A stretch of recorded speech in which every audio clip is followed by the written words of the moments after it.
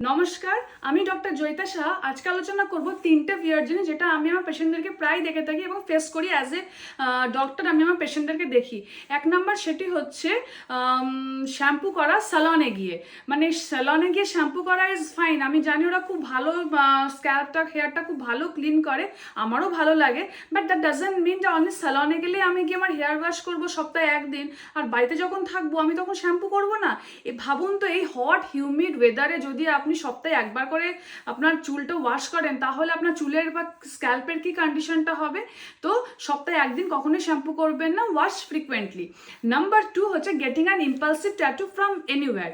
মানে আপনি কোথাও ভ্যাকেশনে গেছেন, কোথাও ঘুরতে গেছেন, তখন ওটা ইম্পালসিভ বিহেভিয়ারের জন্য মনে হলো যেটা ট্যাটু করে নিই, ঘুরতে এসেছি বা সেখানে একটা ট্যাটু পার্লার দেখলাম, মনে হলো এখানে অনেক সস্তায় পাচ্ছি, করে নিই।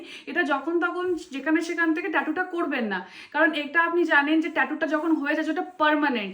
আর যদি ট্যাটু রডে রিমুভ করতে চান, তাহলে কিন্তু তিনটে জিনিস, ওটা খুব পেনফুল রিমুভ করা, ওটা একটা স্লো প্রসেস এবং এটা খুব এক্সপেন্সিভ প্রসিডিওর হয়ে যায়। তো সেখান থেকে দুমদাম কোনো যে কোনো ট্যাটু পার্লার থেকে বা শাড়ি ট্যাটু পার্লার থেকে দুমদাম ট্যাটুটা করবেন না। এবং ইউ নো ভেরি ওয়েল যে সেখান থেকে ট্যাটু করলে কিন্তু HIV ইনফেকশন হওয়ার চান্সেসটা খুব বেড়ে যাচ্ছে। অ্যান্ড নাম্বার 3 সেটা হচ্ছে অ্যাকনে। যা আমি দেখেছি যে আমার অনেক পেশেন্ট, তারা খুব স্ট্রেসড, খুব ডিপ্রেসড হয়ে যাচ্ছে তার অ্যাকনে প্রবলেমস নিয়ে। তারা বলছে ম্যাম সব কিছু ট্রাই করেছি বাট অ্যাকনে কমছে না। বাট আমি যখন তাদেরকে দুটো লাইফস্টাইল চেঞ্জ করতে বলছি, তারা কিন্তু সেটা করছে না।